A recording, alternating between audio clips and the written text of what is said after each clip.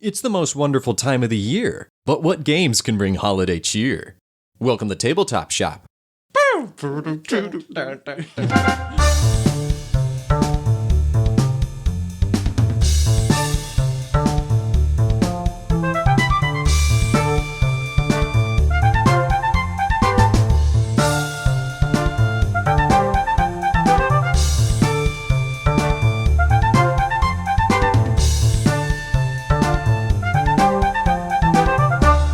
Hello and welcome back to the Tabletop Shop, the final episode of the year 2022. Cody, how do you feel about that? This is our final episode of the year. I was going to challenge that, but then I realized you're right. It's 100% right. Next one's coming out after New Year's. Guaranteed. So it's the 2022 closing podcast. Yes. Do we have anything special planned for today, Nate? We do, actually. We have something holiday planned. Ooh. But we'll get to that in a second. Because let me just preface it by saying there's not a lot of Christmas games out there, Cody. There's not a lot of Christmas board games.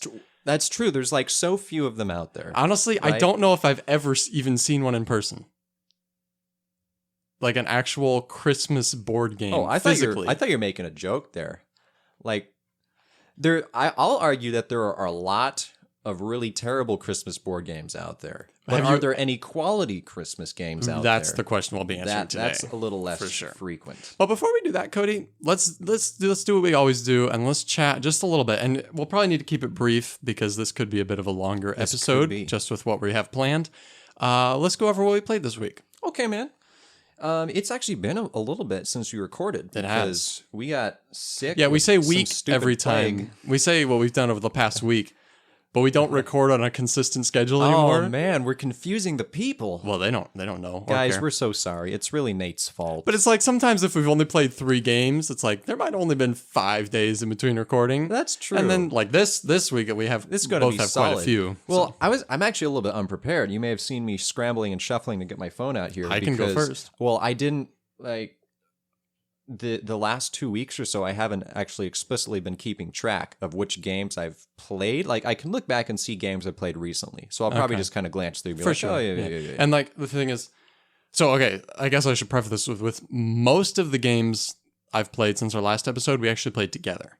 Because we've board gamed a lot together. So we're going to have some. So actually, let me see. 1, 2, 3, 4, 5, 6, 7, 8, 9. That's how you count to 9, by the way. That was really good, man. 9 of my 14 games were played with you in the past, however long it's been, week and a half or something. And one of those has a double play. You know what? Yeah. I don't know if I've played that many different games, but I have a lot of plays in here, and I think I guarantee you've played at least 9. I know. So I'm just going to run through those, honestly. These are all the ones you and I have played together. Okay. Honey Buzz, do it. Yep. Ark Nova, Dale of Merchants, Ares Expedition twice, as of today, Paladins of the West Kingdom, Viticulture with the Tuscany expansion, Wingspan, Azul, and Robinson Crusoe.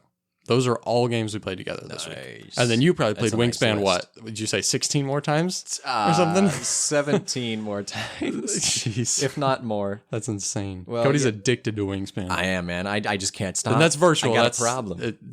It makes it easier to play 17 times. Exactly. It's not as taxing on my time. I'm not spending... There's no setup. There's no 8 hours a week just playing Wingspan solo. Yeah.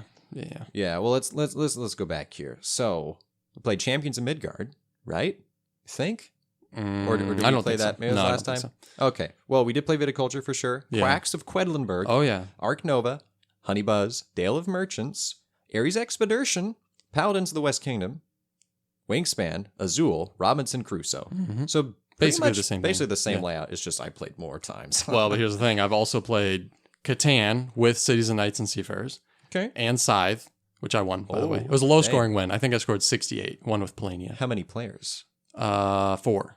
Hey, but it was weird. We were all jammed together, so it was Polania. It was Saxony, Polania. Oh shoot, what's the green one? Albion, the Scottish one. Albion, and then Nordic.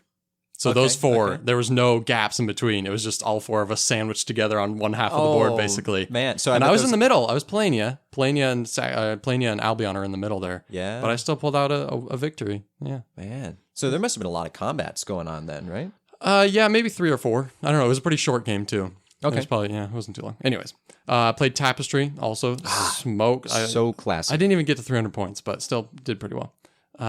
And then Elysium also I've played again. Oh, nice. How have you been liking that? It's okay. I've only played 2-player, and I want to play a 3-player game. I feel like it would be a lot. The most enjoyable play of Elysium I've had was the first play. Okay. And that was a 3-player game with you and Kirsten. And so I want to get that back to a 3-player. That seems like a good balance. Yeah. There's a different number of cards each game. Right. I was going to say there's more cards to pick from. There's 3 more cards to pick from, I think.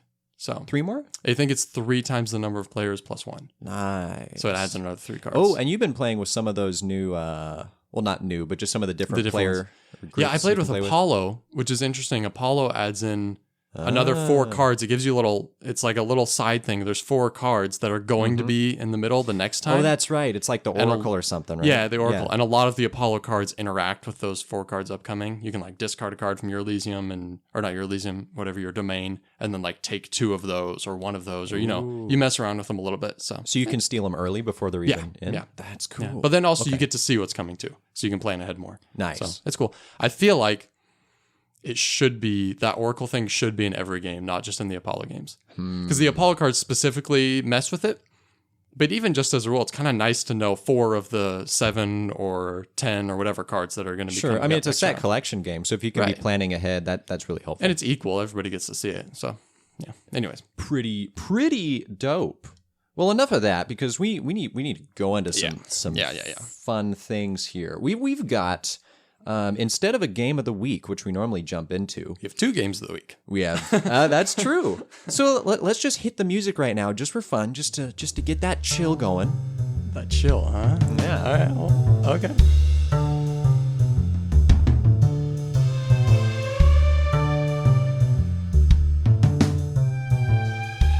And now let's jump in, Nate, to our special semi-game of the week segment where each of us have a different game that we have chosen.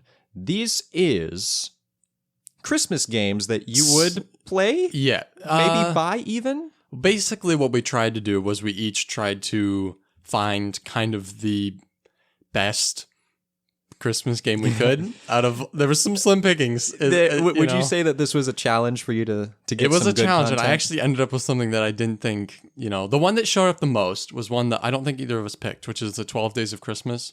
That was the one that people seemed to laud the most highly. I don't know if I remember seeing that one. And so I was like, well, maybe I should try to find something else, because if somebody looks up that's probably something they're going to encounter. And it's kind of an old game, but so I found something a lot more recent and not as popular. I think it's ranked 11,000 and something. 11,000? Wow. Yeah. I forget what the rank on mine was. It was definitely higher than that. Well, you want to start? There were some garbage games. Whatever your game is, Cody? Well, I will say I was going to... Before I found this game, which I was pleasantly surprised to actually find, I was kind of giving up hope. And I was almost there with you, bro. Yeah. I was going to choose, just as a gag, one of the terrible games. And there's some out there. There was one, you literally just roll dice. It's like Chutes and Ladders or something. You just move along the track, and that's all you do. And then, like, once you've landed on a certain token enough times, you win. And it's just entirely chance. Because it's like Candyland is already kind of a Christmas game in a way. It's not, but it kind of is. Let's just make it even worse and market it and slap a Christmas label on it. Yeah. I am rocking here with Santa's Workshop. Workshop. Are you familiar at all with this little gem? I don't know. I feel like I probably came across it and I don't know, just browse past it maybe. I don't know. This probably is not going to stand up to your top games of the year, or possibly not even top 100 games. Maybe. It depends how many crappy games you've played over the course of the year. We've played our fair share, We have for sure. But amongst Christmas games, in my immense experience of Christmas games, of which I've played, I think, none, this probably is going to take the cake. It might even beat yours. Who knows? Let's find out. Okay. This is a worker placement contract fulfillment game. That's a good contract fulfillment could be a good thing. And it was made by a publisher I've heard of before, Rio Grande Games. Oh, really? Made Santa's Workshop. Yeah. Wow. So I did just look it up. It's ranked 5,380. Okay, I was going to guess 4,000 somethings. Yeah. So it is pretty close. So arguably twice as good as your game, ranked at 11,000. Yes. Right? Something but it like is that? a year older than mine. So, you got to give mine another year to season. Okay, what year did yours come out? 2018. This is 20. Yours is 2017. Okay, there's been enough time to figure it out. It's probably peaked, right? It's probably peaked. Probably at this point. It probably peaked summer 2018. So Santa's Workshop, I kind of, sort of, possibly want to try finding this game to play it. I don't, to be honest, I don't think I'm actually going to buy it. You're not, Cody. No, I'm not. You aren't. But here's the deal. You're playing as elves in Santa's Workshop, and you're competing to be, I guess, the best elf. It doesn't really outline what the reward is for your elf, other than just. When you say best, you mean like the most productive? Or most productive. You've made the best things. You've worked the hardest. All that. Completed the most contracts. Yeah, but also the most points from contracts, because the contracts. There are a few pretty interesting mechanisms in this game. So is this Euro-y then? It is Euro-y. So you start off with 4 elves, and I guess you actually can't get any more elves. But kind of like Fallout Shelter, you can train these elves so that they're more efficient at different tasks. I don't know if you can train one elf multiple times, or if you can have multiple elves train to the same thing. It had some sort of token system where you have like a representation of elf 1 over here, and then you can slap a token on it to show maybe they're more efficient at assembling gifts, something like that. So that's already pretty cool. Granted, you have to spend a round of placing a worker on the classroom in order to get them educated and learned in the ways of elfdom. That's the thing, right? Yeah.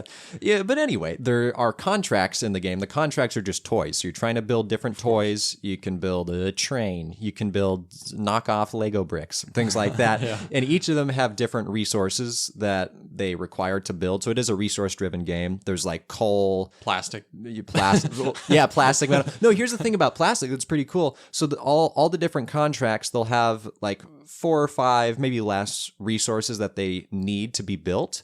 But some of those resources, like maybe it will require 3 metal and then 2 more resources that are either metal or plastic. But plastic is much easier to get in the game, and depending on how much plastic you spend to build the thing, you actually score less points for it. So you can be like more efficient at resources, but then you're getting your Chinese version that's less cool. No offense to any of our Chinese listeners. Definitely not.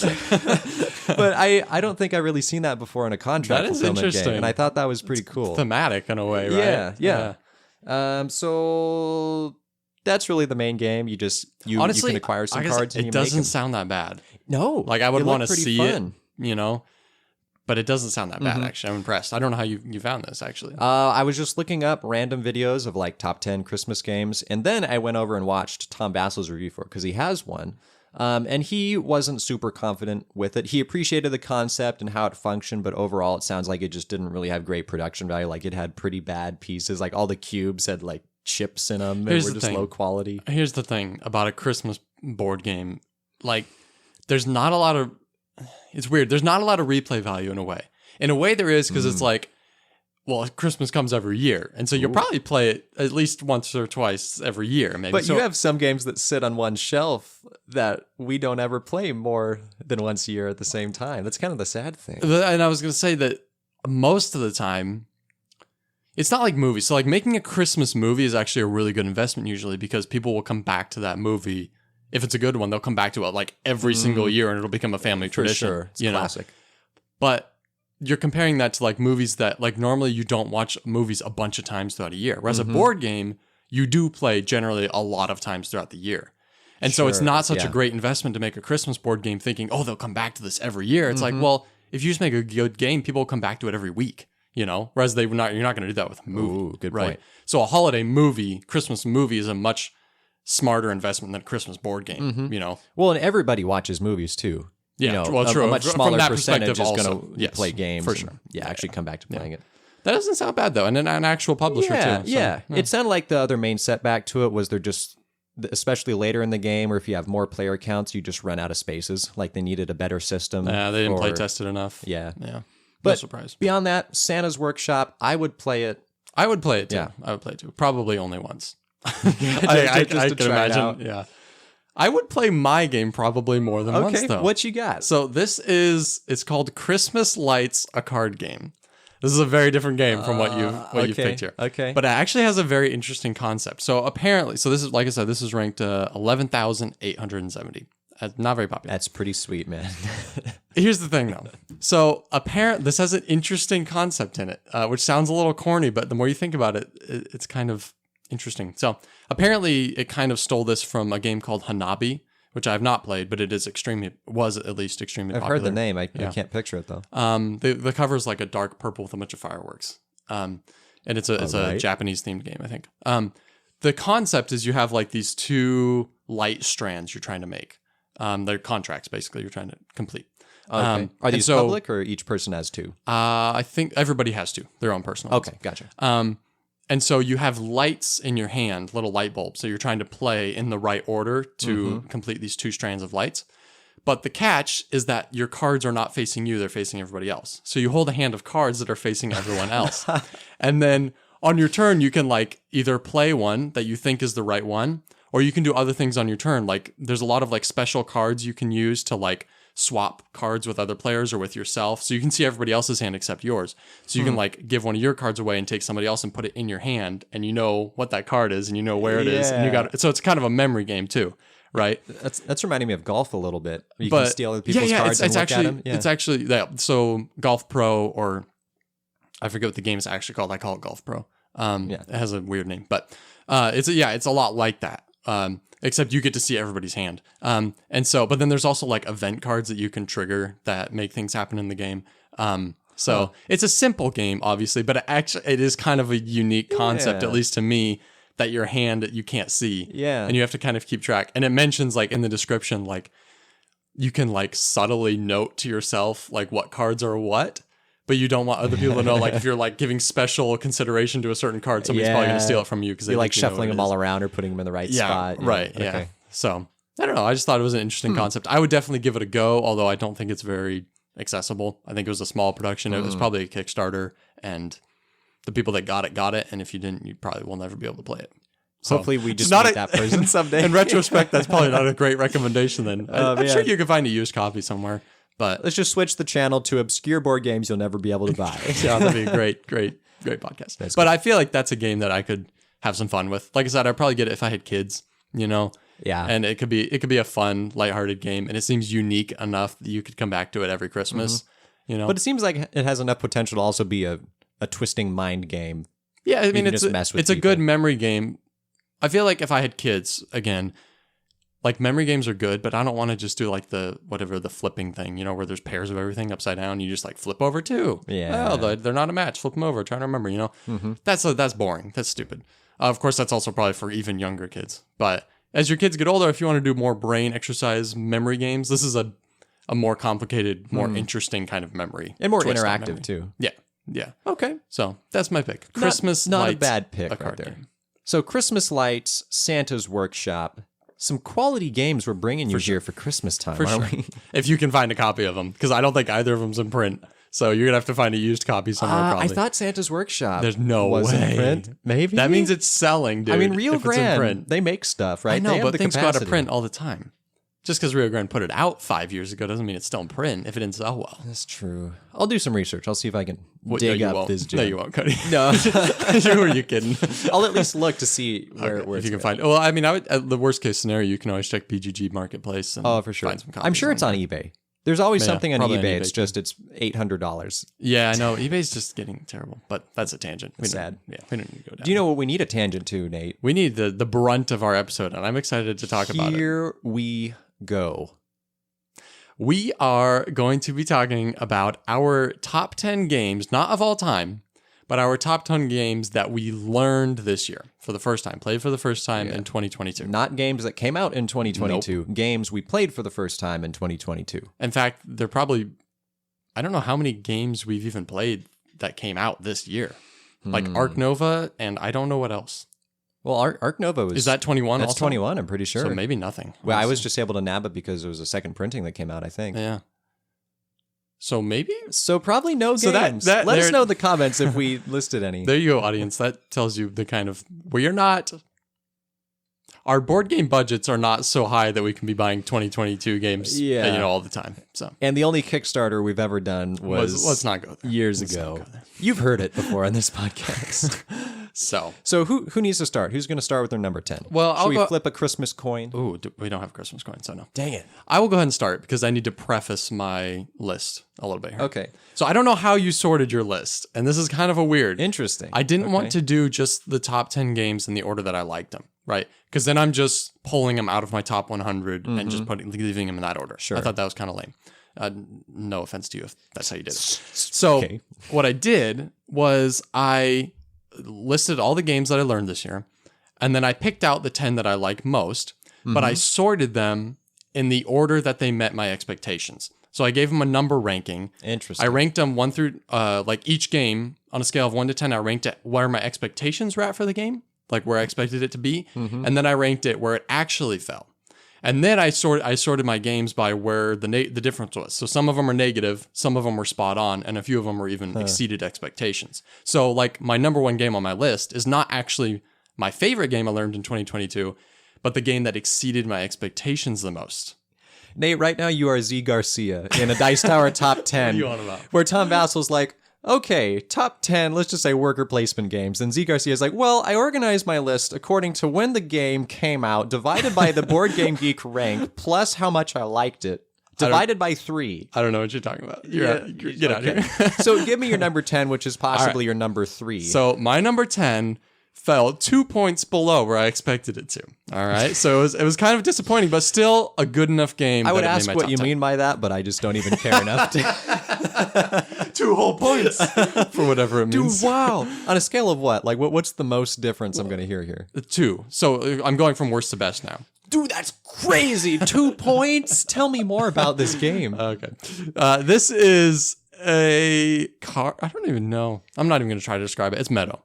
So okay, I liked Meadow quite a bit, but my expectations were very high. I did a lot of like research on it before it came out and everything. Okay. And then when we got it to the table, it was like, okay, it's a good design still, but it didn't grip me as much as I thought it was going to, you know, and the replays kind of gave the same feeling. It was like, I liked it enough. I thought it was a good game, a solid design, but it was really like, ooh, I was really pushing this thing up there. Like, this is going to be the game. And I was like, it was an okay game. Yeah. The thing is, it's hard to really put your finger on why it fell through because it's playing the game. It's basically what it was described to be. I think thematics, it just wasn't that fun. I think for me, it's because the actual card play, like it's not even a tableau you're building. You're just playing cards in front of you, basically. There's not much to that part of the game. So you're drafting cards in a cool way where you have the different numbers and there's a grid of cards. And so whichever one you put on which row, you go in that many numbers and you get to take that card. Yeah. It's a very cool way of drafting cards. And there's a few other games that do this. It's very cool. I love that part of it.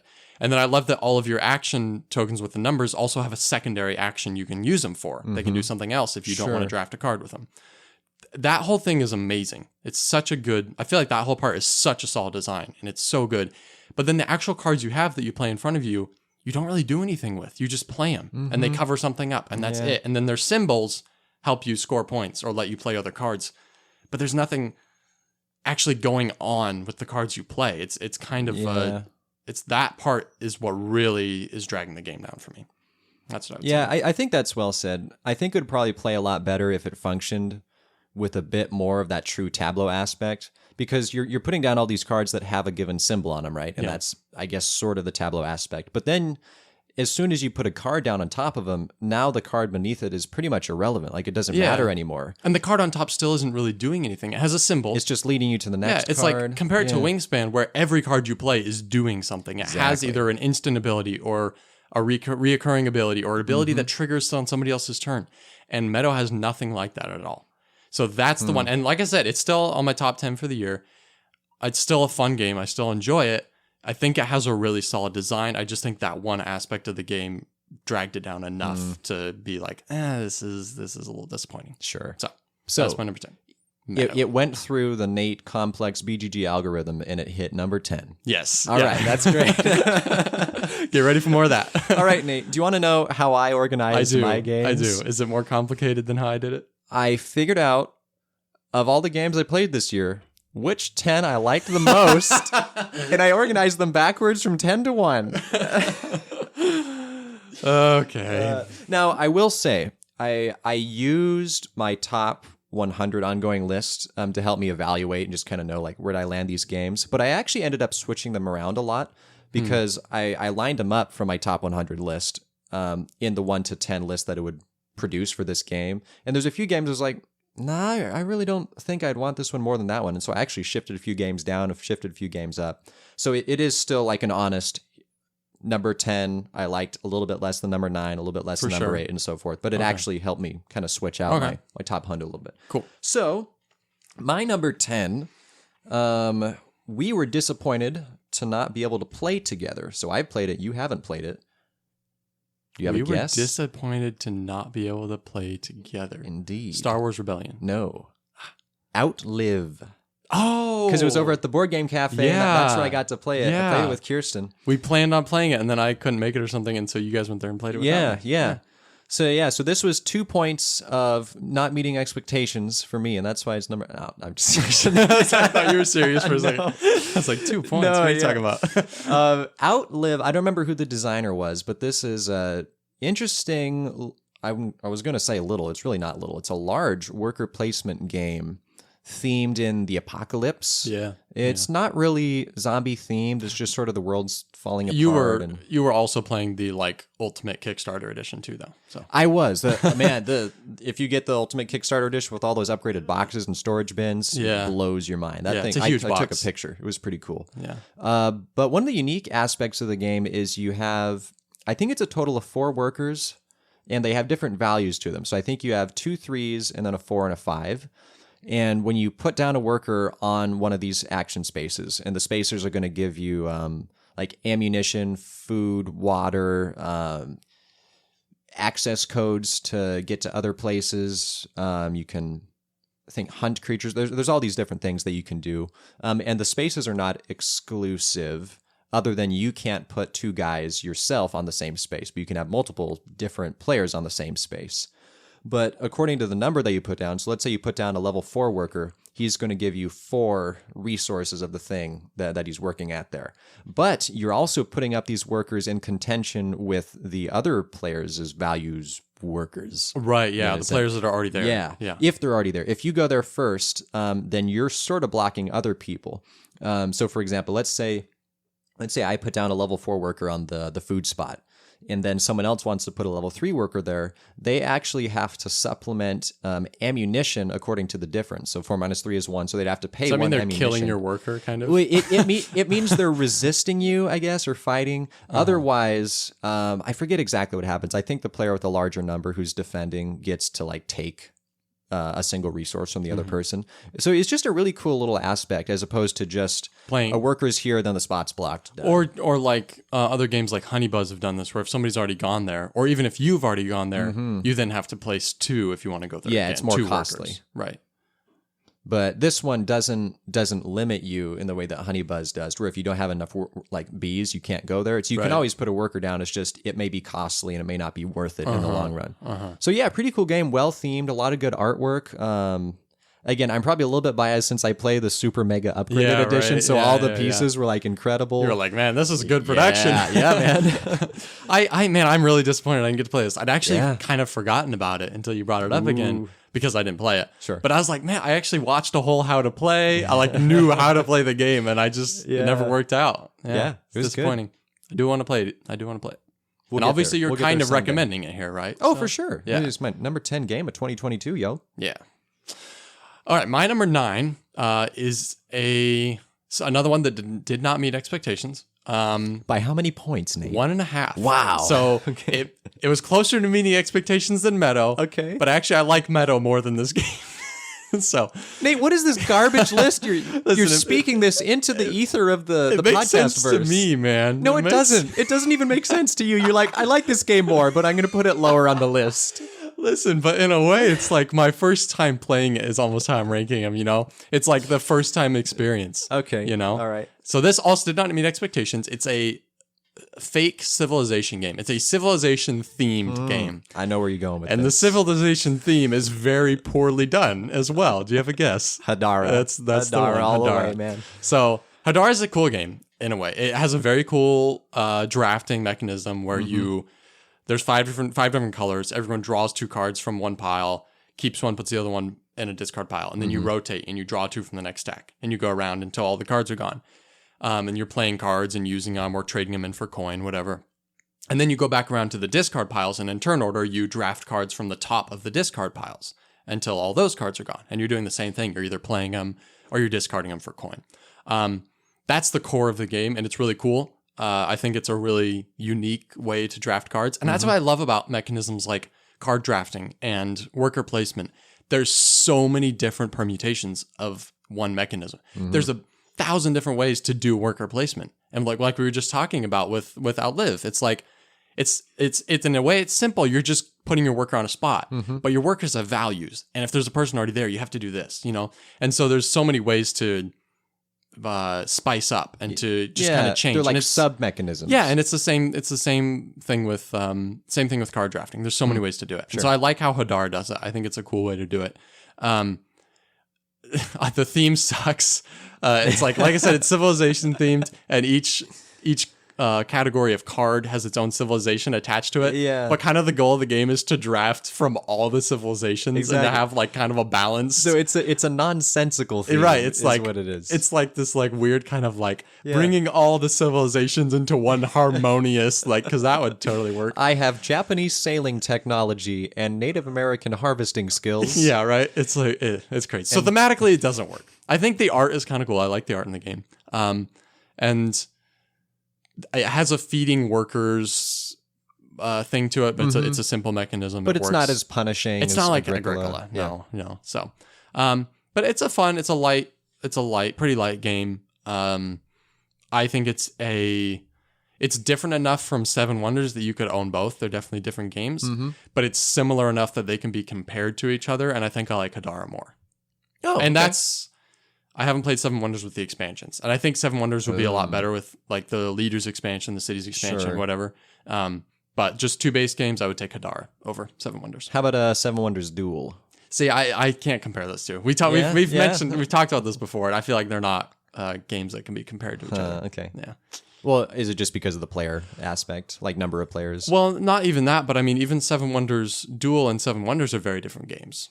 But again, it's a card drafting thing, and coming back to this, it's like Seven Wonders Duel is another unique way to draft cards. All the cards are laid out in a pattern, and they become accessible at different points depending on what cards are taken. Yeah. So, yeah. Lots of cool things. That sounds pretty dope. All right, Hadara. Yeah. How do you feel about Hadara? I want to get Hadara. Really? I enjoyed that pretty well. Yeah. I have a feeling that I'll probably get burnt out by it if I played it too many times. Yeah. But it is something that I want to keep on the shelf. I think it's cool enough that if you don't play it too much, if you just come back to it every once in a while, it's cool.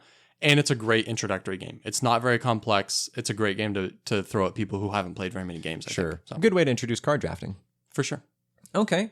My number 9, want to know how I organized this, Nate? I liked it a little bit more than my previous game. Oh, man. Spirit Island. Yeah, okay. Spirit Island did not make my list. Really? Okay.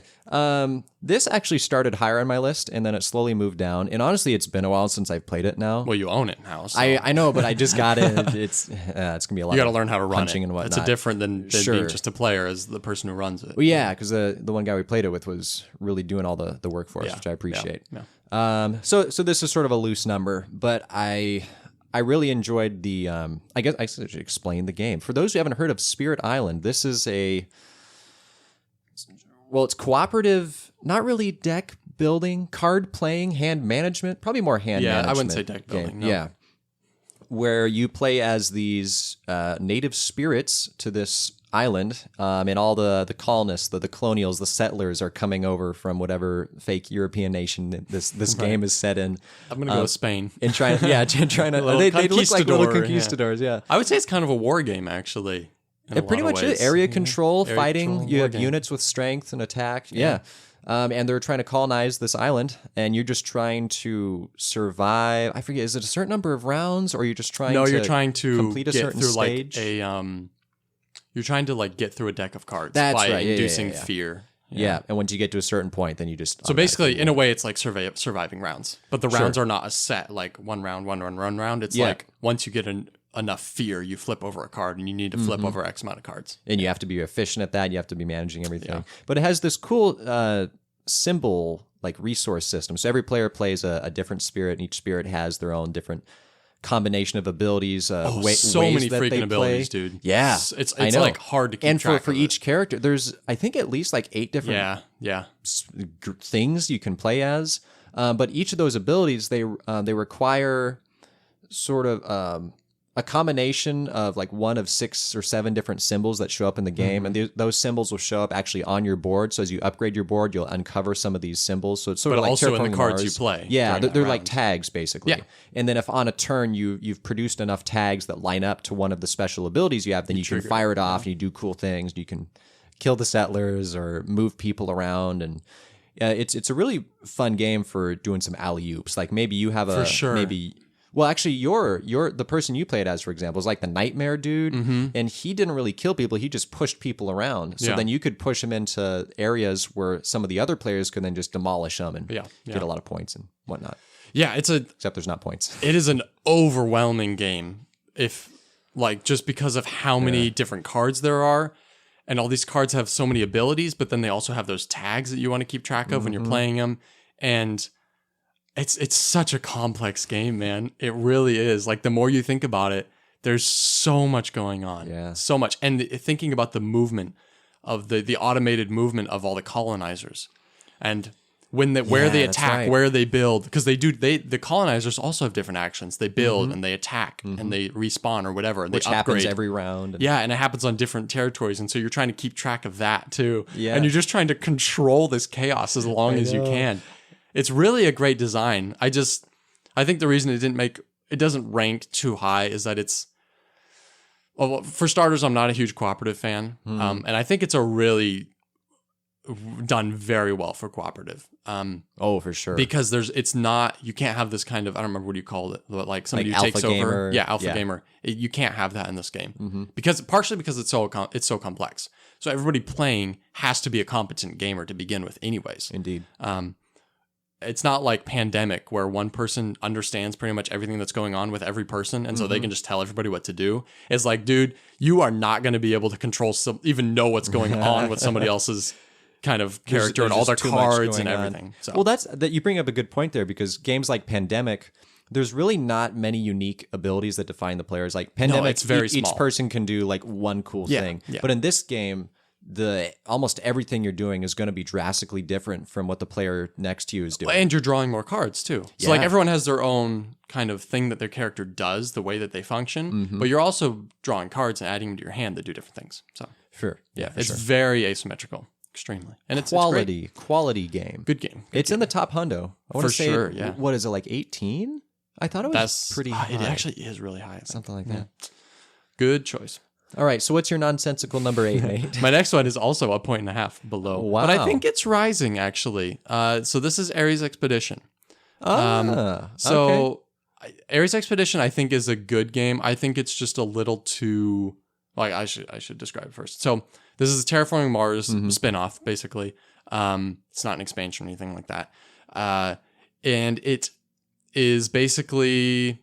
I mean, it's basically the card game. Terraforming Mars, the card game. More of the card game. Because Terraforming Mars is already mostly a card game. More cards, less board. Less board. Way less board, literally. But yeah, I mean, it's a much smoother version of Terraforming Mars. It goes a lot faster. It uses the mechanic from Race for the Galaxy where everyone picks a phase secretly. And then whichever phases are picked are the ones that happen that round. Cool mechanism, for sure. Yeah. I'm sure we'll see that again in more games. We better. I feel like Race for the Galaxy was not as accessible to people. Like, the game itself is a kind of hard thing to get into. It's super hard to learn, man. And I think Ares Expedition is a much more palatable game for people, especially people who don't play games that much. So I think it's going to popularize that mechanism too. But yeah, it's mostly just playing cards, doing a little bit of production. It's a lot like Terraforming Mars in the way that it functions. It's very similar.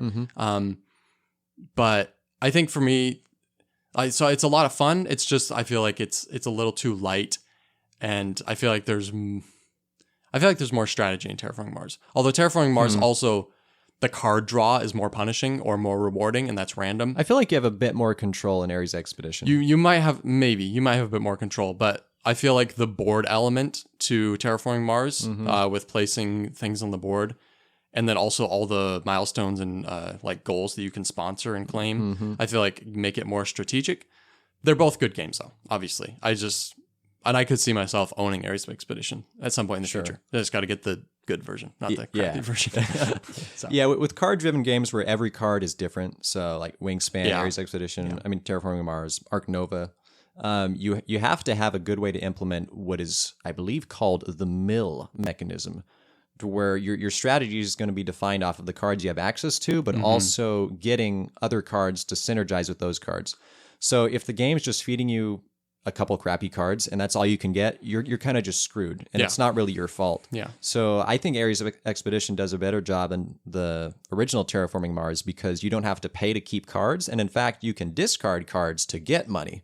Whereas the original, didn't you have to pay 3 for every card that you want to keep? Yes. Instead, you get 3 for every card. Yeah, it's very different. Yeah, that way, and it's a lot easier just to draw more cards. And so that way, if you have a good little engine that you got set up and you need some other cards to kind of plug into that engine, then you can just start. But it's also a much faster game, so it's designed to be a faster experience. Too, and I think it's probably because of that mechanism so largely. Yeah. The one thing, the way I like to mitigate the card draws in Terraforming Mars is drafting.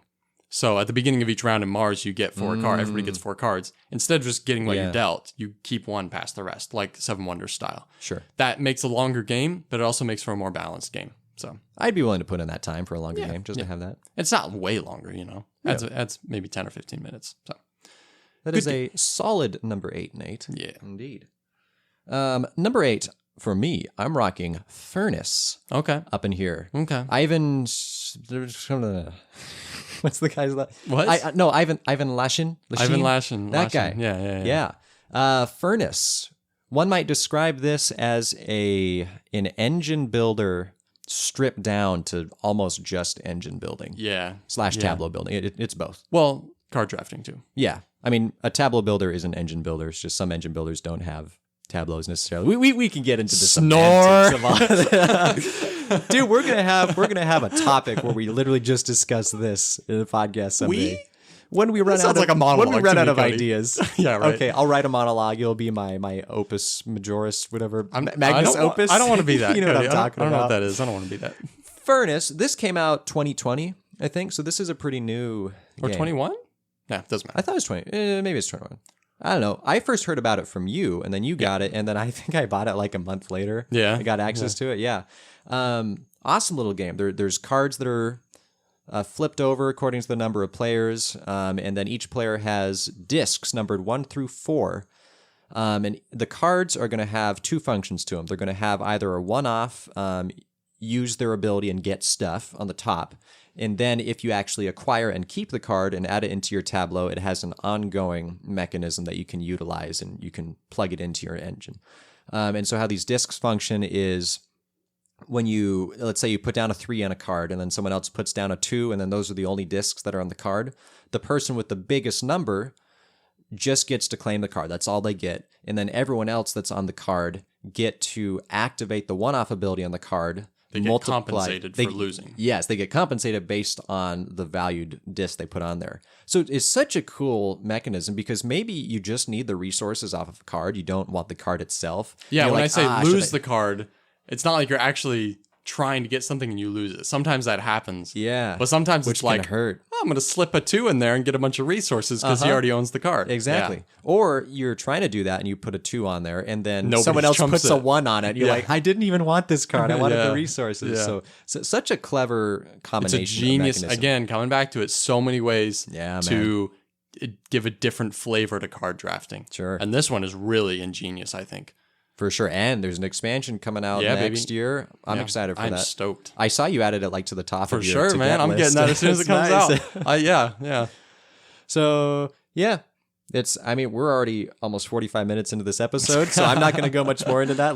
It's also my number 7, so that will move things along quickly. Nate, tell me about your number 7 game. So the thing is, it also didn't quite meet expectations. It was kind of a similar Meadow experience where I was like, I did a lot of research before I got the game. I guess I didn't buy Meadow, but I did a lot of research before I played the game.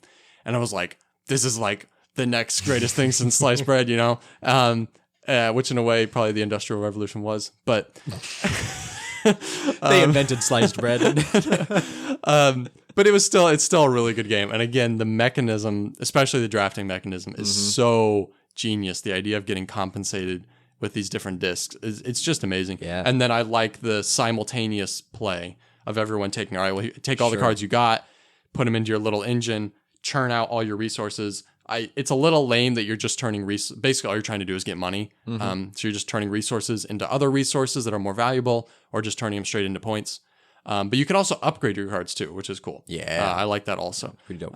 So it's such a solid little game, easy to pull out, short game to play, and I cannot wait for the expansion. Yeah, especially because of that simultaneous aspect. Yeah. If it wasn't simultaneous, everyone would be just looking at each other to a halt, dude. Especially because it's yeah. a thinky part of the game. Everyone's sitting there, especially later in the game when you have like 7 or 8 cards maybe. Everyone's just sitting there like it's just a brain burn. Yeah, everyone's like, how do I min max this, right? Which that's just painful at the end of the game at that point. But I also love the quiet that just goes around the table and everyone's like, okay, oh man, which card do I need to activate first? And then what am I doing? It's amazing. Yeah.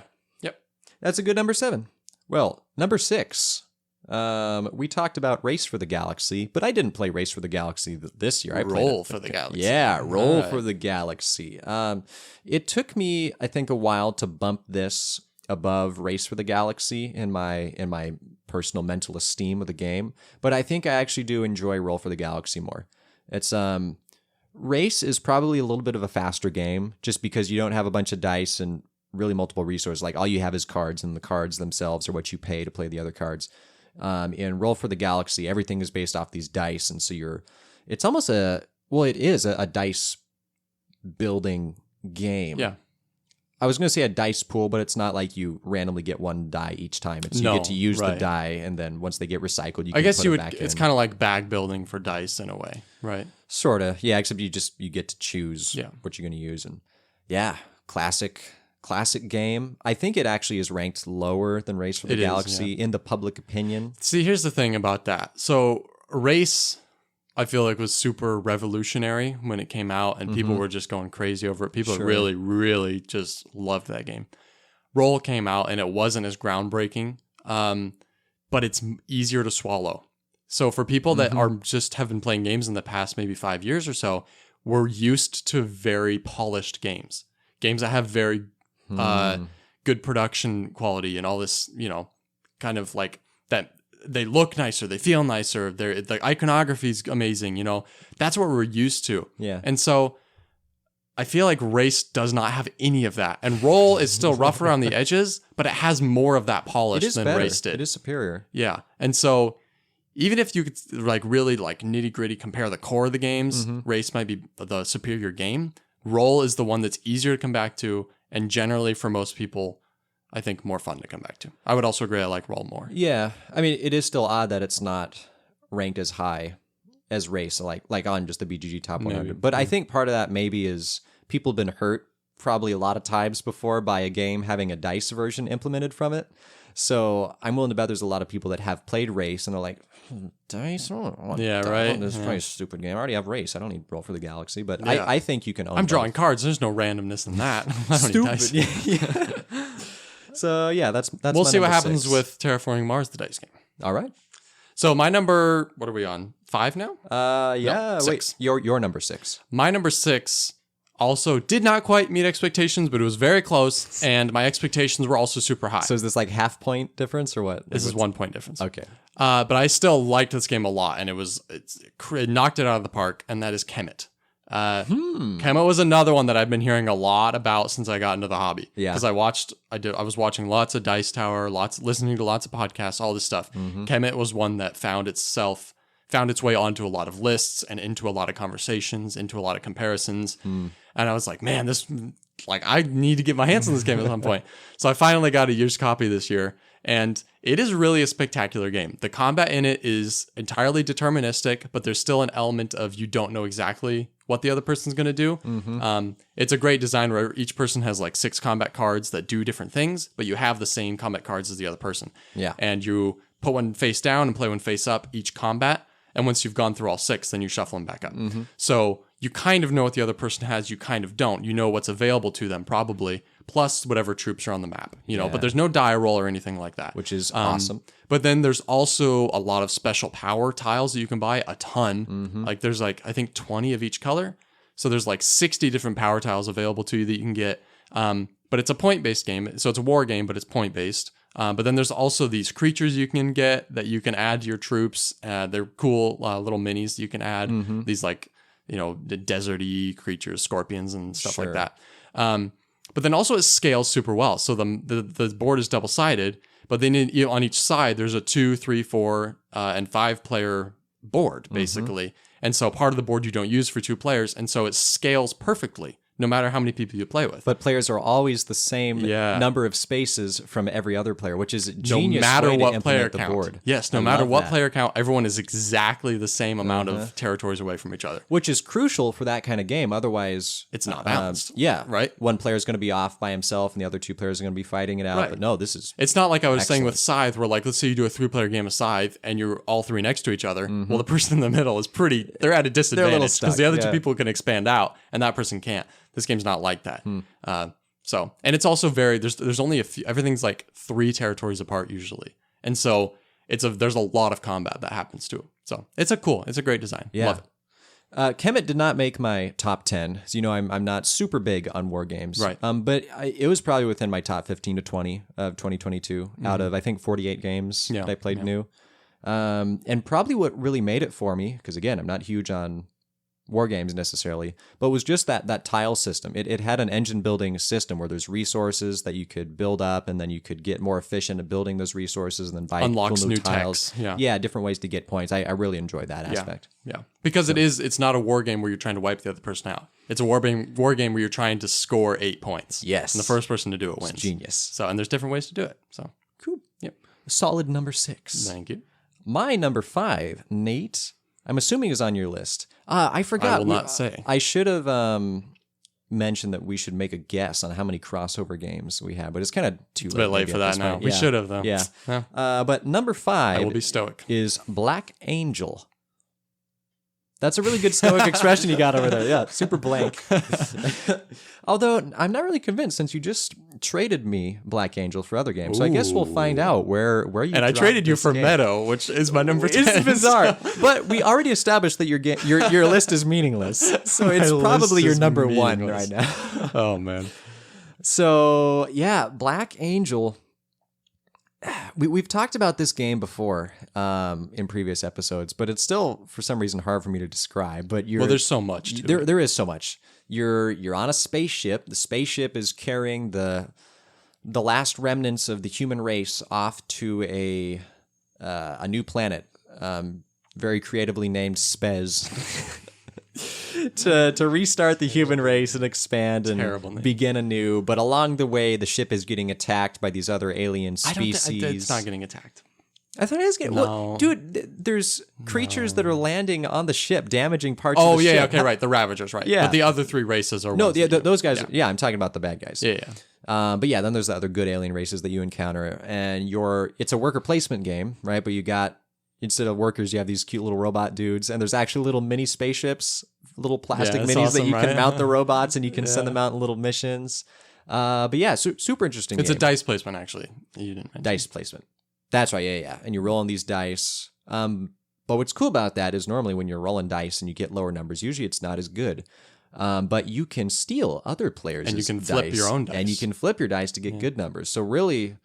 I mean, you may not even want to activate certain abilities more than like 1 or 2 times. So it's fine if you have 1s or 2s. Or you can you can use blanks on other things where you just get rid of the dice, because they're unique dice. They're like 1 blank side, a couple 1s, a couple 2s, then a 3. I think is what it is. Yeah, something like that. But yeah, that's a pretty fun game.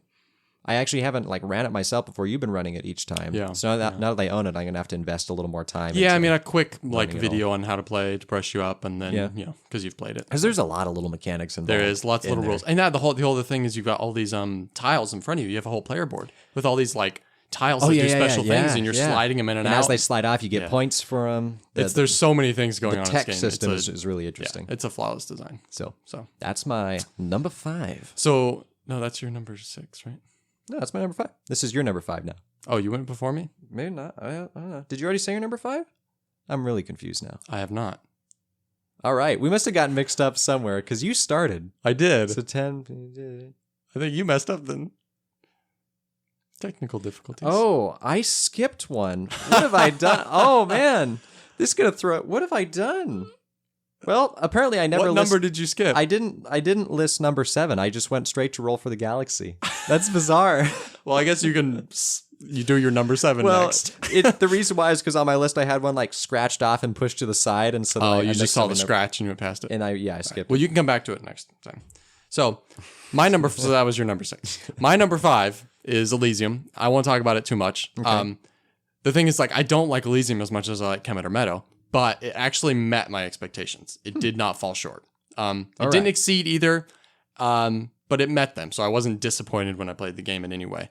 But also, it's not an amazing game either. And I won't spend too much time talking about it. I already talked about it a bit. There's a bunch of different card sets. You shuffle a few of them together, and then you're taking turns drafting. Again, cool drafting mechanism where you have 4 colors. Each card has 1 or 2 colors assigned to it, and you have to have those colors available to draft that card. But you don't. So every time you draft a card, you discard one of your tokens, one of your 4 colors. But you don't have to discard one of the ones that matches what you're drawing. You just have to have them available to take that card. But then you can discard a different color. Cool way of drafting cards and trying to plan ahead, trying to guess maybe what other people are going to take, what's going to be left. Cool way of doing it. Those cards go into your domain. They do special things. And then if you want them to score points, you have to transfer them down into your Elysium is what it's called. And then you're doing some like set collection down there, set building down there. Yeah. So it's a cool game, has 8 different sets. So you're not using them all every time. They all function a little bit differently. Yeah. Fun game. The reason this didn't go as high for me, and the reason I actually just traded it to you, because I was super excited about this game. I was researching it with Kirsten. We were watching videos. I was like, this sounds like a game we'd really, really like, because it seemed like a decent amount of strategy while not being super heavy. I think really what it comes down to is just that at the core, it's kind of a rummy scoring game. You can get groups of a single number, or you get a run of the same kind of like 1, 2, 3, 4. But there's other ways. Like, so I just played today with someone, and they had scored like 15 or almost 20 points before the game even ended on other things, on other cards. Huh. So, okay. Yeah. Dude has some, which was a lot. Aspects. Actually, a lot of points to score in the middle of that game, but sure. Yeah. And like I said earlier, I feel like I want to play this game again with like 3 or 4. I feel like that's where it would shine. But it works fine with 2 players as well. Yeah. Okay. I think I played a 2-player game at least twice. And then we did a 3-player game. For sure. You mean? Yeah. So, yeah. Alrighty. So you're number 7, Cody. What's your number 7? Going back. My number 7 is Hadara. Oh, okay. Yeah. No. I was wondering why it wasn't on my list. It was on my list. It's I right like there. this game. Where is it? It's pretty awesome. I mean, we've talked about it enough. Good civilization, non-civilization building game. Terrible theme. But the thing is, the theme I don't really care that much about. Like, I don't care really what's on the cards. It has pretty colors, different suits. That's fine. I just like the drafting and the playing. The way the game functions, like, I don't know what kind of theme you would even put to it that would work. Yeah. You can maybe think of something. Probably something better than Civilizations, but not something worth investing time I wonder what it's actually labeled as on Board Game Geek, like what the subtitle is. But we'll find out. Yeah, it's a fun game, though. And it's easy to find. It's not that expensive, so I would recommend people picking that up for sure. Well, that was my number 7. So my number 4. Yeah. Okay, what you got, man? All right. My number 4 is a game I would expect we will hear about later from you. Yeah, I'm sure we will. Okay, unless you learned it in 21, which is possible. So this is In the Hall of the Mountain King. This is don't stare at me like that. No. This is I guess, card drafting game, kind of, where you're, and not really. No, it's not really. I guess you're drafting, you buy trolls every once in a while. But mostly it's a polyomino game, where you're digging tunnels and you're trying to build statues and place them in different areas to get more points. The coolest part, though, of course, is the resource trickling method where the cascade effect. Cascade effect, where you're building a pyramid of trolls, and every time you add a troll, it activates, and all the ones that directly connect to it also activate and produce whatever they produce. Which is genius. I haven't seen that in another game that I can think of. I haven't either that I can think of. No. I'm sure it's been emulated somewhere, or it was that in this game was taken from something else where it's been done. But I would like to see it happen again, for sure. It's a very cool way of doing it. Cool art in this game also. Good production. The pieces are nice quality. It's got some cool different little resources. Yeah.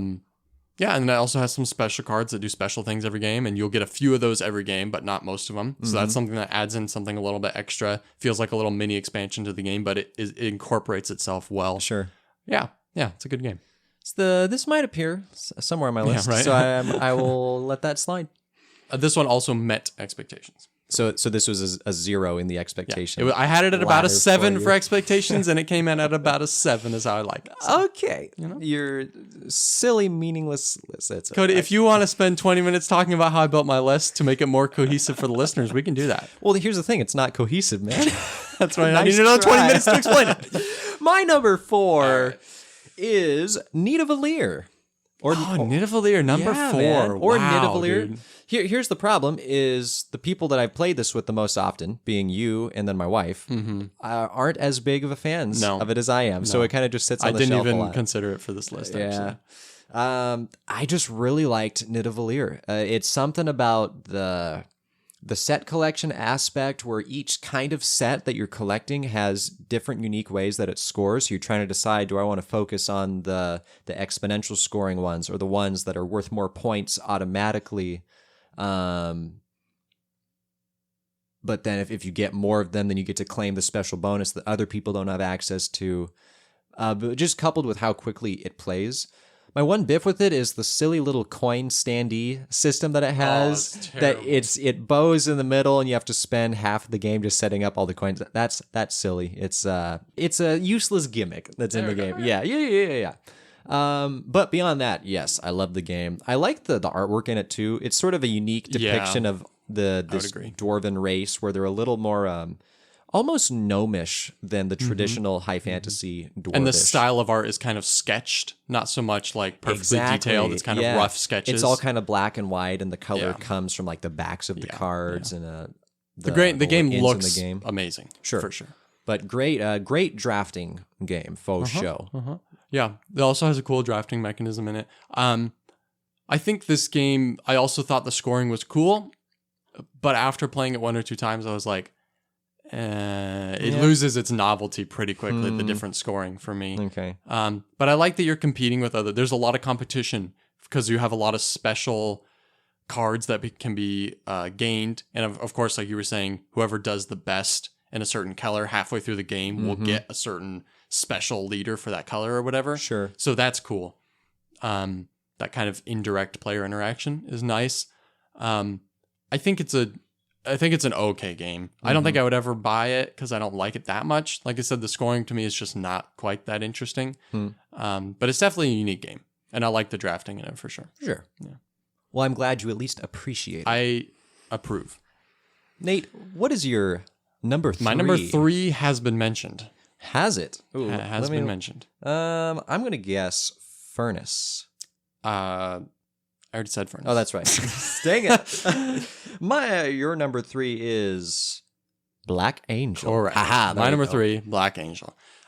Also the last of my games that met expectations. So my number 2 and my number 1 actually exceeded my expectations. Wow, that's impressive, Nate. This one still met, but met very high.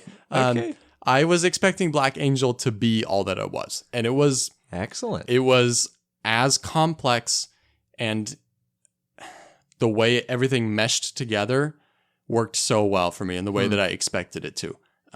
It's such a grand scope too. So you have your own player mat with all these different tiles that you're putting in and using and doing. You're tucking cards and you're doing all this stuff. But then there's also the main board where you're rolling your dice and you're placing dice and stealing other people's dice, and you're taking these actions to repair the ship or to defend from the Ravagers or to go out into space. And if you're going to go out into space, okay, now we go over to this other board, which is this board that's changing, like, because it zooms out and it's your ship in space. And so there's all these space tiles that change and create this effect where it's like your ship is moving through space because you take the front tile and move it to the back. And every round you travel forward a space, so then you lose access to everything that was on the last space. Yeah. And so there's stuff that's falling off. And so you're going out there with your little robots and their ships, and you're making connections with planets, and you're placing cards out there from your hand. And then those cards become spaces where you can take actions with your dice, or they're things that give you bonuses when they fall off, and you can use other people's cards. It's so... There's so many mechanisms in this game that are kind of like revolutionary. They haven't seen before. It's like, who's heard about this idea of you're moving along a space, and then once a card eventually falls off the back end, then you get stuff for it. Yeah, because the board is changing. The board is literally fluid. It's moving, exactly. You know? So it's genius. I won't spend any more time because it's becoming a long episode here, and we've already talked about it, but yeah. That's all right. I don't know if you can get this game because it was a Kickstarter, I think, and it used really? only. Yeah, I believe so. Wow. Okay. So used copies only, but I mean, I found a used copy for $40 and definitely enjoyed it. Yeah. So my question is, why did you trade me for it? I traded you because I am moving across the country at some point in my Honda Civic, and I don't think it's a game my wife would like too much, and it takes up a lot of space. Okay. So I did not trade it. This, right? She has not. Okay. No. So I did not trade it because I don't like the game. I actually love the game. I rank it very highly. And so I would much rather give it to you than just give it to somebody else. And so I'm down to play it again in the future. So in a sense, you're also entrusting it to a person that you may see again someday and play the game. So I can come back and play it again. All right. Okay. Because I do like it. And if I wasn't moving, I wouldn't trade it. I would definitely keep it. Oh, okay. So, cool beans. There you go. I was honestly really surprised when you offered that up for a trade. I'm like, I thought you really liked this game. What happened? Yeah. Okay. So let me just make sure I got this right. You're on number 3. My number 3. Yes. Okay. My number 3, Nate.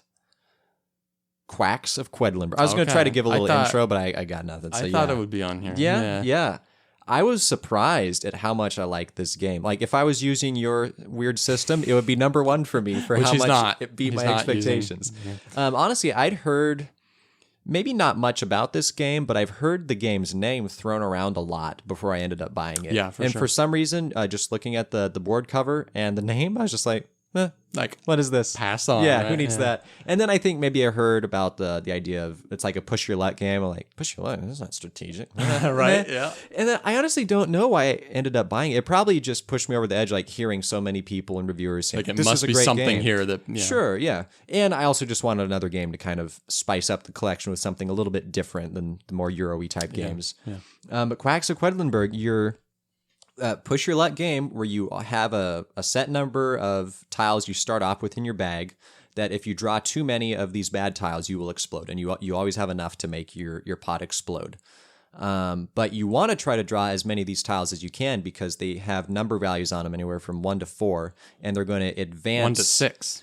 With an expansion, yes, with an expansion. But they'll advance your, they'll fill up your potion. You have this, each player has their own little potion board, and the farther up, the more you can fill it, then you're going to score more points at the end of that round, and you have more money to buy additional tokens that will then get you more points later down the road. So obviously you want to get as far as you can, but you don't know if you're going to draw another white cherry bomb, and then your pot explodes, and then you get this penalty. But the base game comes with 4 different sets of ingredients. And there's like 5 or 6 different colors of these ingredients that have different functions that based on either when you pull them, they do a certain thing immediately when you put them into your pot, or they have, an end of the round scoring thing.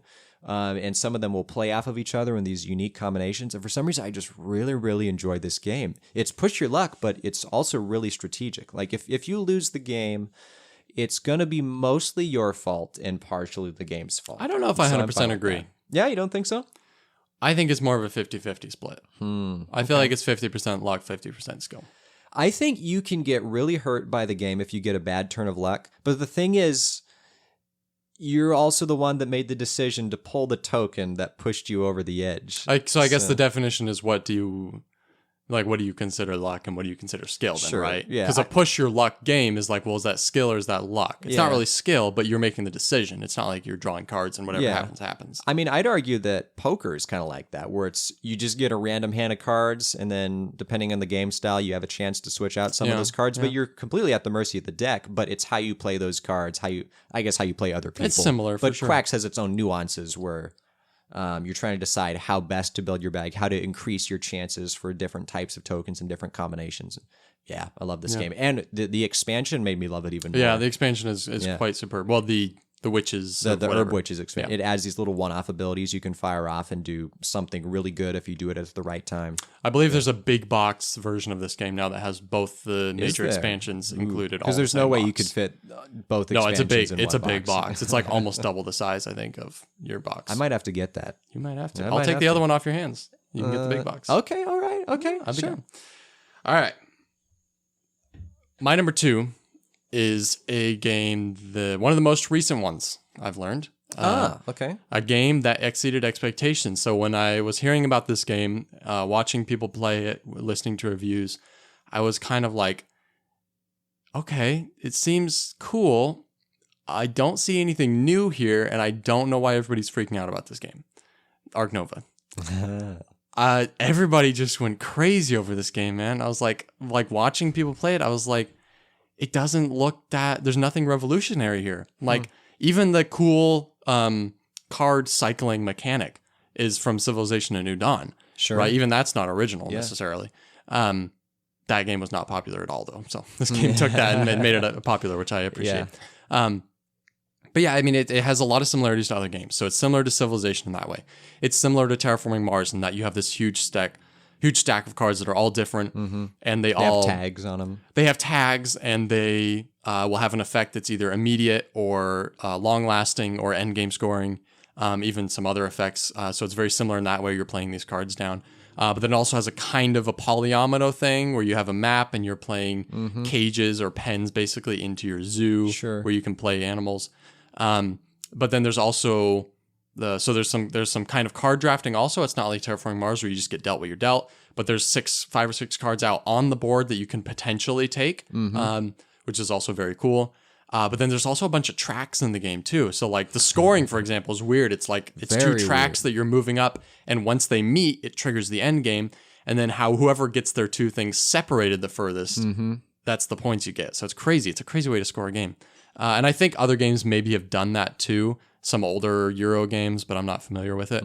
But then also there's other tracks. You've got your track with, I don't remember, the one with the hat where you can draft card. The further up the track you go, it unlocks cards in that drafting area in the middle that you can take. Yeah. And then there's the other little kind of sideboard where you're sending these little workers out to go do different things to, get these little bonus tiles over on the side here, or to support projects that get you a bunch of points, basically. There's so much going on. And again, like I was saying with Black Angel, it has all this stuff going on, and it all just meshes so beautifully. And I absolutely love how it came together, and it far exceeded expectations. It is a pretty tight game. Yeah, it definitely melds well so many different mechanisms into a unique experience. Probably the most novel part of it is that different markers on a track, and when you cross them, the game ends. Yeah. I think it's like Rajas of the Ganges. Oh yeah, that does that. I haven't played Rajas that before, but I know that's another one that does it. Yeah, didn't make your list, huh? It didn't make my list. I just have some weird mixed feelings about this game. For me, it probably I was going to say met my expectations, but it probably fell just a little bit low. I think it's primarily that tracked mechanism where when you cross the markers, then the game ends, you get points. It seems like a cool way to score a game. I'll admit it's a little disappointing. It is a little because the game is usually a foregone conclusion about I don't know. It feels more like a victory condition as opposed to end game condition, because for the most part, if you're the person that makes your markers cross on your turn, you're probably going to win. Yeah. But it's similar to Dune Imperium in that way. It's like, the first person to get to 10, there's like a 90% chance that you're going to win, but you might not. Yeah. I'd probably rather play Dune Imperium. I would too. As far as like on my actual list, Dune Imperium is but you know that Dune Imperium isn't super high on my list. True. So we know that Ark Nova jumped a little bit. So I still enjoyed it for sure, but for some reason whenever I look at the shelf now, I don't really feel like it's a big commitment too. It takes a long time. It's like 3 hours almost. That's a good point. If this was a shorter experience, I'd probably enjoy it more. But honestly, it could be though. But the thing, I don't know. It could be like you could start further up on both tracks. That's a good point. You kind of could, right? Along.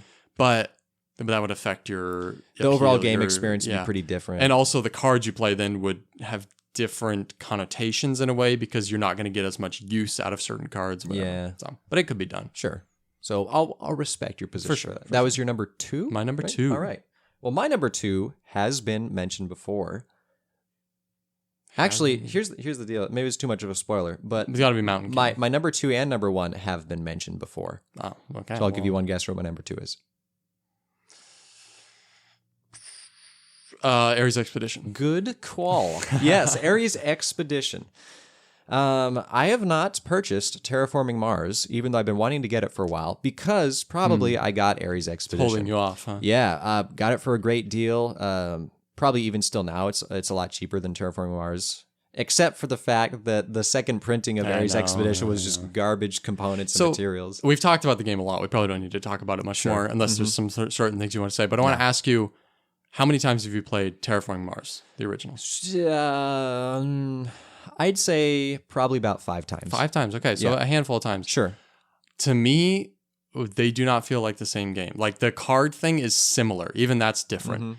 And then other than that, the games are very different. And I feel like it's perfectly... I do not feel like... So at least for me, Ares Expedition is not a substitute for a Mars. I feel like they're different, very different experiences, very different games. Sure. I think they're reasonably close, but for sure are different experiences. I mean... Terraforming Mars is also pretty high up my list, on my just total top 100 list. I don't remember how close they are. It may actually be a little bit higher than Ares Expedition. Yeah. It's just that for right now, Ares Expedition is always a simpler commitment to pull out for a game whilst giving you a pretty solid mechanical experience. Yeah. So it's probably still going to take a while before I finally actually buy for myself Terraforming Mars. Yeah, I get it. Yeah, it was a good game. Do we need a drum roll for your number 1, man? Well, my number 1 has been mentioned. It has been mentioned. And it should be an easy one to guess. So this smashed expectations. It's Quacks, man. It's absolutely Quacks. Absolutely Quacks. And Quacks is, even if you weren't doing the expectation... I like how you just quacked when you said quack. You're like, quack! Wow, way to call me out there, man. Sorry, man. No, but... Quacks, even if I wasn't sorting these by expectation, would still be very high on this list. Okay. It would definitely be top 5 still, maybe top 3. Nice. It is a really fun game. And I like, dude, everything you said, ditto, okay? Like, seeing the box cover, no thank you. The name of the game, no thanks, I'll pass. Yeah. Even what the game is about. Push your luck. Bag building, yeah, I'll pass. But the thing is, like, neither of us had ever played a game like that before. Sure. And so we were judging it based on, like, well, that sounds dumb. Then when we played the game, it's like, this is just, it's almost hard to explain how much fun it is. I know. And it's so easy to bust out. It's not a brain burner. It plays quickly. You can easily bust it out and play 2 games back to back. And it's just, there is something fun about the thrill of the chase of like, how far around can I get my pot without blowing up? And I'm going to draw, because you can kind of do some combos. And this is where the luck thing affects it a little bit. Like there's so many different tiles and abilities, and you're kind of taking them in the way that you want them to interact with each other. But then, like, I hope they interact with each other how I want them to. Sure. We'll see what happens, right? But there is kind of that, like, oh, I hope I draw this tile, or I hope I don't draw that tile, you know? And so, when you get a good turn, like you get a great round, it feels it's an adrenaline rush. It's like, oh man, I've peaked. This is the best game ever. Yeah. So smashed expectations. That is my number 1, my favorite game. Kind of, that I learned this year. Quacks of Quedlinburg. I respect that. I'm just 2 places behind, but yeah, incredible. Why don't you tell us about In the Hall of the Mountain King then, Cody? So In the Hall of the Mountain King is my number 1. Yeah, good call. This is, I forget where this is on my like top 10, like my out of top 100 games, but this is up there. I was not expecting to like this game so much. I didn't really even hear anything about this game. It was almost mentioned. An under the radar game for sure. I think Tom Bassel mentioned it maybe in his 2021 top 100 list and kind of mentioned it in passing. And I'd never heard of it before.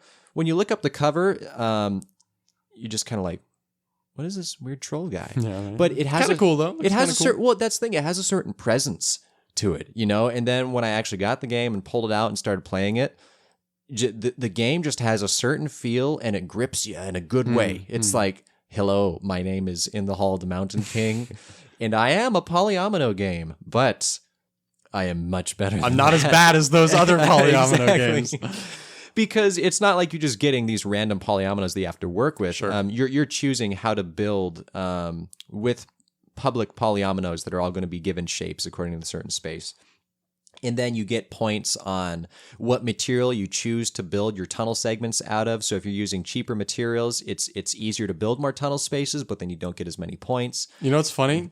You just got done when you were talking about Santa's Workshop, talking about how that hasn't been done in a game before. Wait, about what? Using cheaper materials, you get less return. And here you go, using the exact same words to describe in the Hall of the Mountain King. Oh, man. Well, respect to you and the Hall of the Mountain King for being so effective with that sneaky mechanism that I didn't even think of it while describing a terrible Christmas game. But yeah, I just love I love the aesthetics of the game. I even like how the player board has, sorry, not the player board, it's just the main board has two sides. You have a winter side and a fall side, and I really like the fall side the most, just it has a unique, like, glowing gold, but also kind of dimmed, like, brown and red. I like the colors. winter sign because you get more of a contrast. It's the same thing with Root. Root has the same thing. There's like a fall side and a winter side. Sure. I like the winter side because that white background makes the pieces pop more when you have these colorful pieces. Yeah. But it's just a solid game. That the cascade effect of you place a troll down and then he activates all the trolls beneath him, and you get, and then that's really the main way you get resources in the game. And you don't generate very many resources. No, in this game. You don't. And every time I've played this, I'm like, okay, I do not have as many resources as I thought I was going to have. There's a lot of planning that goes in with it because there's 3 levels of trolls that you can acquire, and the highest level troll is going to produce a lot more than level 1 or 2 trolls, but it's going to take you a lot more time to be able to put them in to your little cascade system. So you can try to build it stronger, but you're going to be a little bit behind depending. Maybe that's part of what I don't like about this game is that the resource generating is too slim for my likes, and it kind of creates a kind of Agricola feeding thing where I'm like, I gotta feed my workers, I gotta get food, blah blah blah. It's like, why if food is so tight? It's to me, it's a similar thing. I actually really appreciate the design of the cascading resources production thing, but resources are so slim in this game that it's frustrating. It doesn't really bother me that much. For me, part of it is just the game. That's just how the game functions. But it has good ways to work around it with the spell effects that you can fire off, let you convert things, and then the workshops. I mean, there's a set number of workshop tiles that get laid out in the game that will convert resources into other resources, and they're not set in where they're at. There's blank workshop spaces that once you build to them, then you get to choose what workshop. So you can tailor it all to you, the experience that you desire. But yeah, it's a good game. It's a good number one, for sure. Yeah, I like the game a lot. So that is our top 10 games that we learned in 2022. Not top 10 games of all time, not top 10 games that were produced in 2022. The games that we learned. In total, you said you learned like what, 46 I think it was, or something? I think it was 48. I tallied and I think like 41 or 40 or something like that. So, okay. So I get the victory statue trophy thing for this year for learning the most games. Experienced I think gamer. you do. Yes. Yeah. You get the award for having the most nonsensical top 10 You know list. what it reminds me of? I know we're running long here. We really need to cut this. It reminds me of a list, another Dice Tower top 10 list. They were doing like their top 10 favorite robot games or whatever, and Mike DeLisio did his list randomly generated. I remember that. So he picked his top 10, and then they were randomly generated into like whatever. He didn't know which one was going to come up every time. I thought that was pretty funny. It's just spite the this top 10 one was not system. that arbitrary. There was a method to the madness, but I don't have the time to re-explain it. So. It's because you don't have a reason. That's fine. Thank you, folks, for listening. I enjoyed this a lot. It's a lot of fun to sit down and do a top 10 list. We have not done that in a long time, not since the YouTube channel. Go check out Way Brothers. And Way Brothers. See some top 10s on there. Yeah, for sure. So thank you guys for listening. Hope you enjoyed this. If you want, feel free to let us know at our email, tabletopshop23@gmail.com. Or even in the comments on YouTube or whatever, what your favorite games were that you learned this year. You don't have to do a whole top 10 if you want. Top 3 works. Hey, maybe shoot some games that we need to play. Maybe so you just heard 10 games we learned this year that we both really like. Maybe shoot us some recommendations based on the games we like. Sure. That would be awesome. Give us some material for our top 10 games of 2023 that we learned in 2023. For sure. We're counting on you, listeners. Thank you for listening. And remember, resist the urge to buy yourself games around Christmas time because I ended up with 2 copies of Jaws of the Lion last year. Ladies and gents, thanks for listening. Hey, from the bottom of my heart, and Nate, because he's over here too. He's popping in. Hey. Let's say it. Merry Chrysler. Christmas. That what? No, Merry Christmas, guys. Merry Christmas. Thanks for supporting us this year with this podcast. We're releasing their episodes every other Wednesday, as you know. It's pretty cool, pretty dope. Keep listening. Next one coming out after New Year's. Not sure exactly when. Pretty close after New Year's. Yeah. But anyway, that's all. Peace out, guys.